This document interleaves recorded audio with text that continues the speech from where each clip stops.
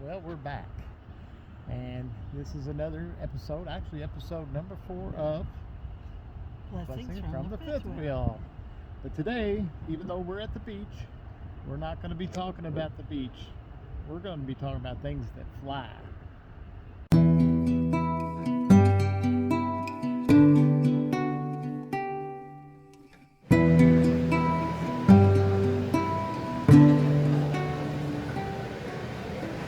We are in the Naval Aviation Museum, and this place is pretty cool. So, as you come in, you see this giant screen, and there is the floor that's laid out just like a aircraft carrier deck. And as you see, that plane comes in. Well, the next scene right here comes the plane into the aircraft carrier, and let's see it come right. And there it is. That simulates that it lands right there on the floor. Then you move over a little bit, and this simulator is showing a jet taking off of the aircraft carrier. And it was kind of cool because the sound was really good. You can't pick it up here on this, but there was some heaters on the ceiling too with blowers, and when it does that, when the afterburners come on, you could feel the heat, which was pretty cool. Nice simulation. They should have made the floor rumble somehow.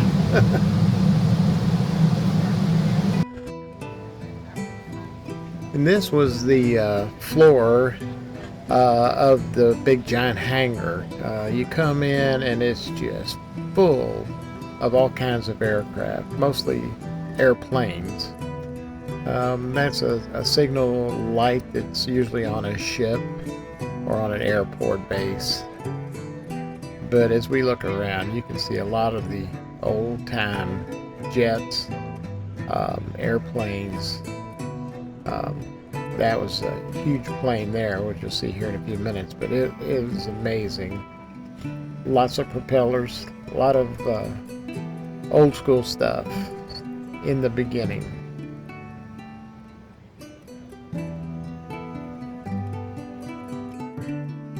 They had a lot of layout or models of aircraft carriers, which I tried to get the best shots I could.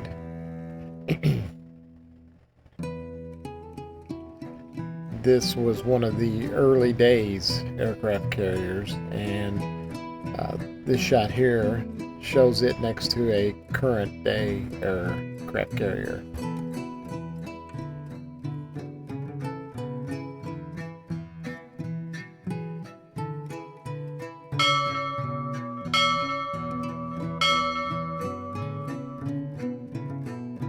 Yeah, there was all kinds of really neat stuff. Parts off of ships, the propellers, the bells, different instruments. This was all about engines in the jet planes, the first jet planes.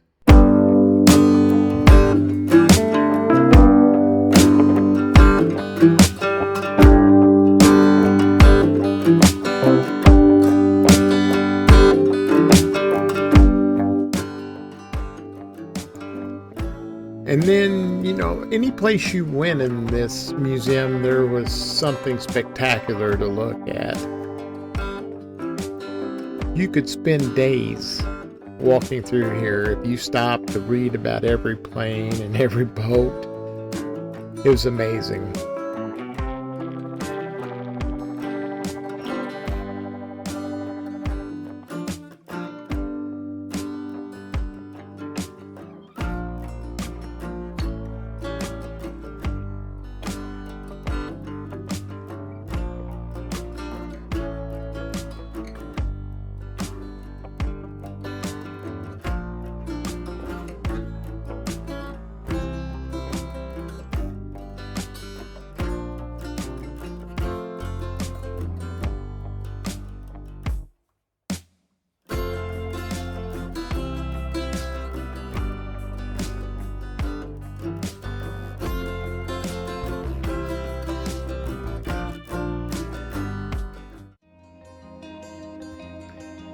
And they even had blimps That's right. There was balloons, blimps, and a really nice layout showing up close. You could walk up and look inside the cockpits of the blimps.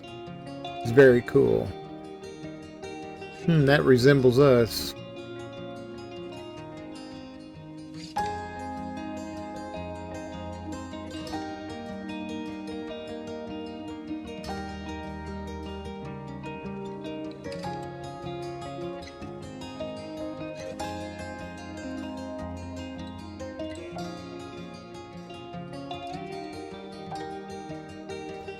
Another thing in the museum was there was signs everywhere talking about all the planes, the helicopters, and the different things. It was amazing. It was really cool too because, like you see in these photos, you could get up and look into the cockpits and see just what it was all about. Of course, there was protective glass over a lot of them where you couldn't get into them. But, you know, it was really cool to see, you know, these guys put their lives at risk every time they climbed into one of these jets or helicopters.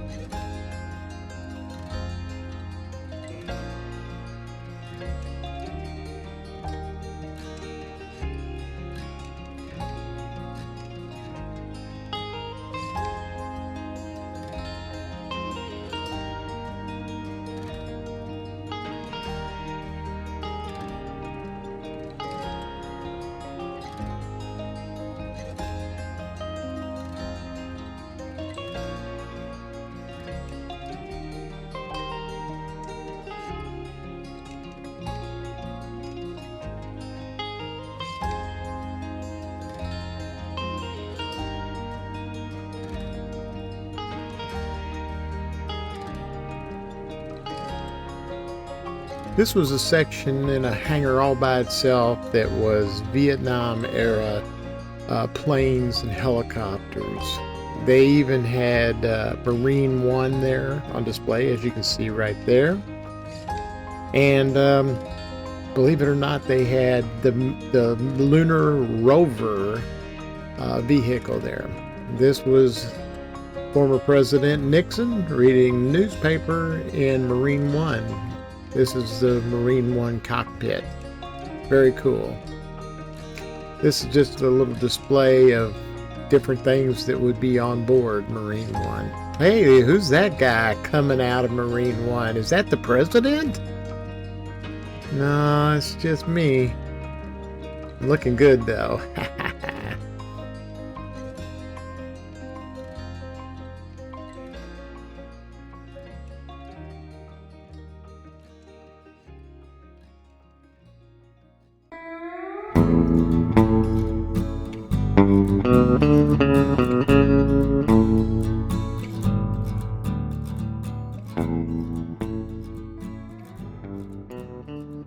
Yeah, if you're a plane, helicopter, jet, you know, lunar module, crazy kind of guy, girl, this place is for you. It was really amazing seeing all that. And then these are the stars of the show, the Blue Angels. I just want to thank my wife too. She went up on the balcony to get some shots of these planes that Mr. Chicken here wouldn't go up and stand on the edge. There are some days when you can actually be at the museum and the Blue Angels actually fly in, make an appearance. But they had this video playing all day long, and it shows all the different maneuvers and the camera's up close and personal. It's to show you how close they actually come when they're doing these precise maneuvers together.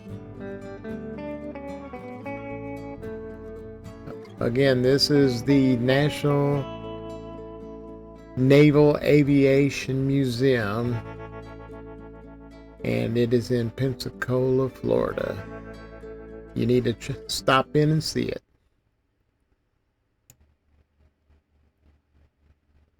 While we were there, we met up with my former manager, Bill Schaefer, and his wife, Sue. Hung out at the museum together all day, had a great time, went to dinner. Thanks again, Bill and Sue, for hanging out with us. We had a great time.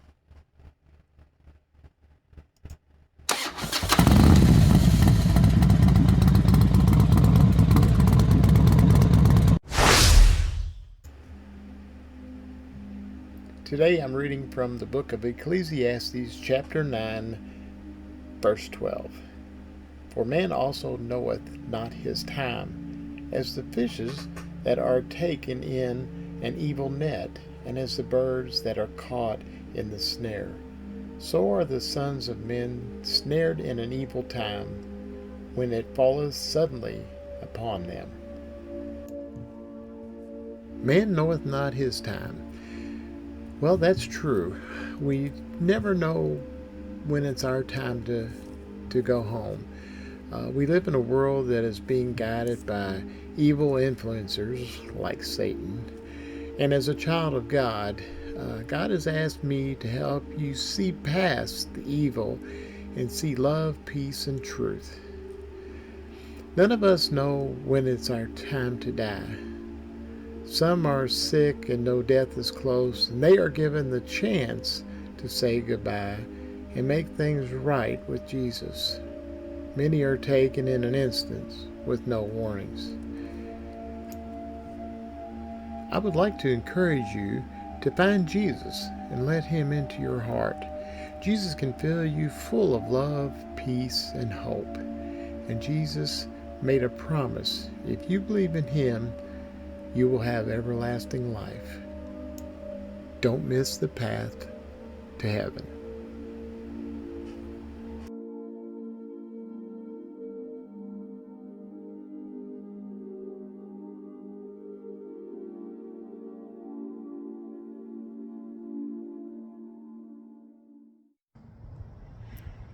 Well, as travelers, nobody really likes travel days, but when we came down, we had a really, really good experience. We came down 65, and we got off in Cullen, Alabama, and we stayed at, I think it was the Cullen campground. I'll put that up here and you can see, but we stayed overnight at the Cullen campground to kind of break up the travel time. Plus we had our granddaughter and our daughter tagging along with us, so we thought we'd try to go a little easy on them. But after we left Cullen, we came on down, and everything went really well. Black Beauty, so good to me. Shout out to Jeremy and Sonia again for cutting her loose, because she has definitely been a blessing to us. And I did do one thing. He had an old pump on here. There's a spare tank, and it had a pump on here where you put the hose in the gas tank and then you pump. Well, I tried that once and it was like, no, that's a lot of work. So I took the time to buy a kit. I did the research, got a neighbor, Greg, from the KOA, that he had his truck done. Sorry about the hairdo. But he had his truck done, and it worked so well that I thought, well, let's give it a try. So, having this 60-gallon tank here, I was like, let's don't waste it. Let's use it if we can use it. So I got the kit, and I was going to put it in myself. Tim Fry is my new mechanic. I'll tell you what, he's a great guy. He knows his stuff. He's reasonably priced out on Highway 44.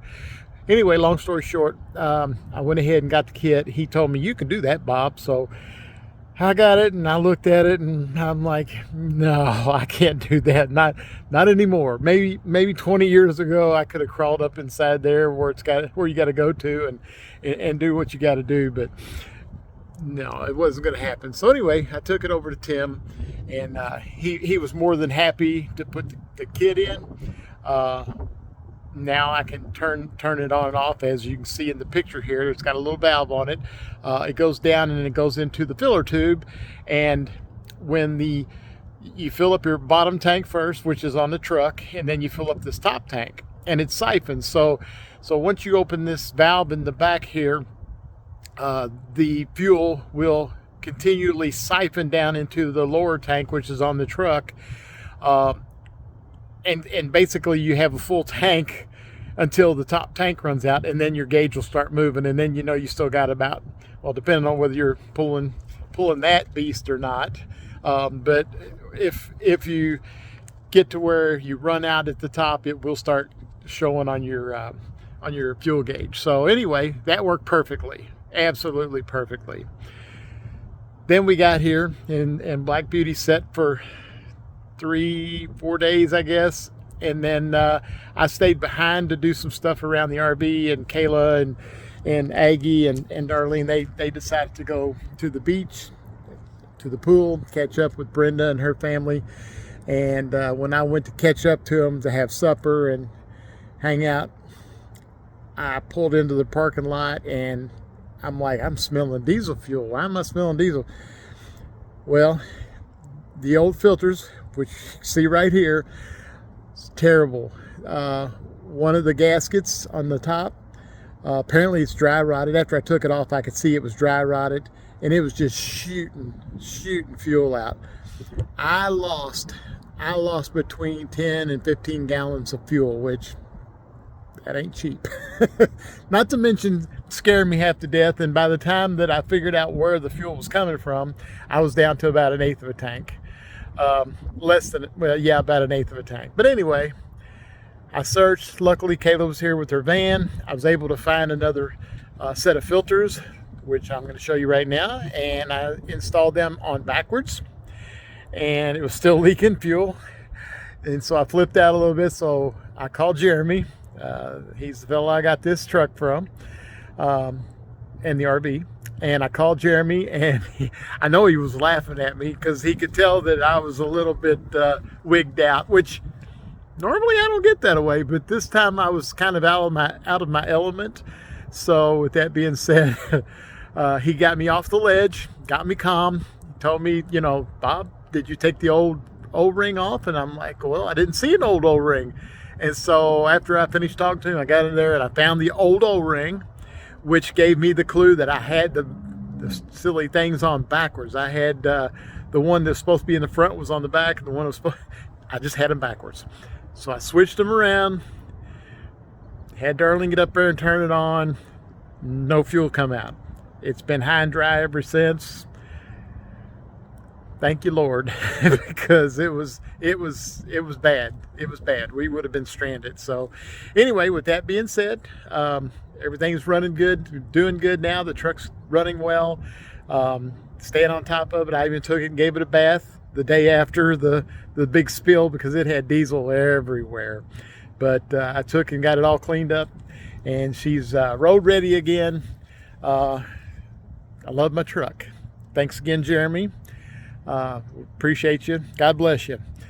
That's it for now. All right. In this segment, we're going to be looking at some birds, planes, helicopters, and some fighter jets.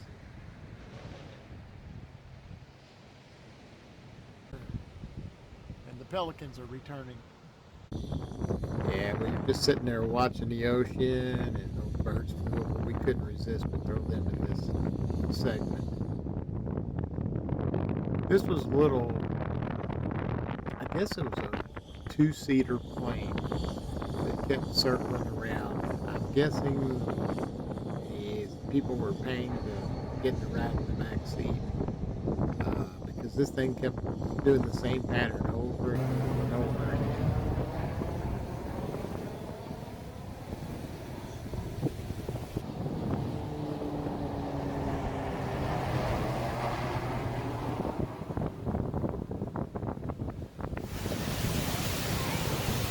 And then there was this guy. Yeah, this guy here, he was landing and taking off up on Highway 98.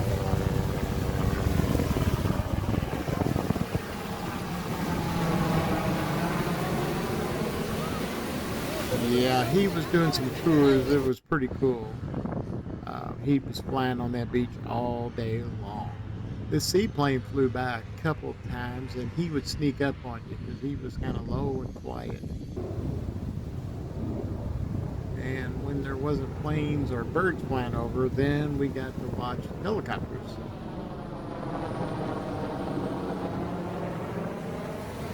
That was some sort of rescue helicopter.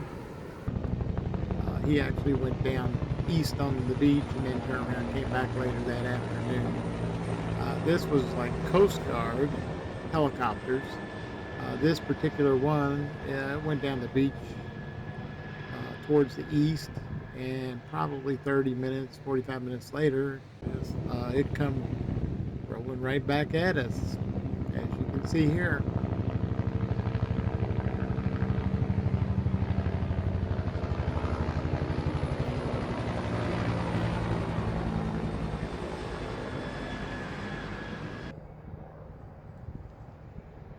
This is a couple of, I think these were Coast Guard helicopters as well. Couldn't really see them because of the lighting, but yeah, they were pretty cool. They were out over the ocean, and we were on the boardwalk at the time. We were pretty far away.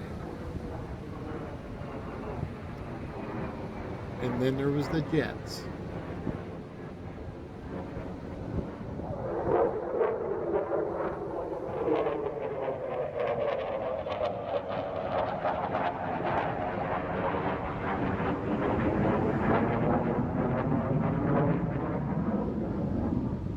That right there was worth the price of admission.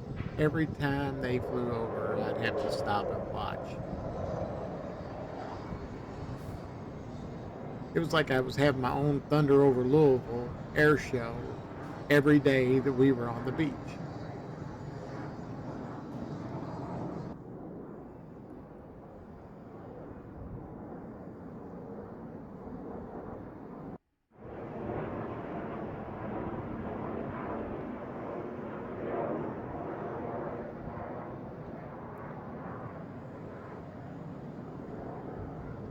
Mostly F-15s, F-18s were what was flying over.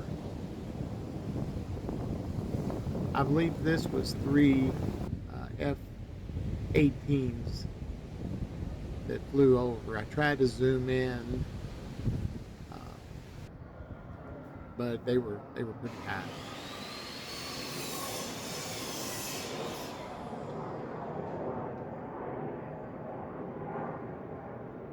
Yeah, the guy on the saw, he was rude. He kept on sawing every time I tried to record.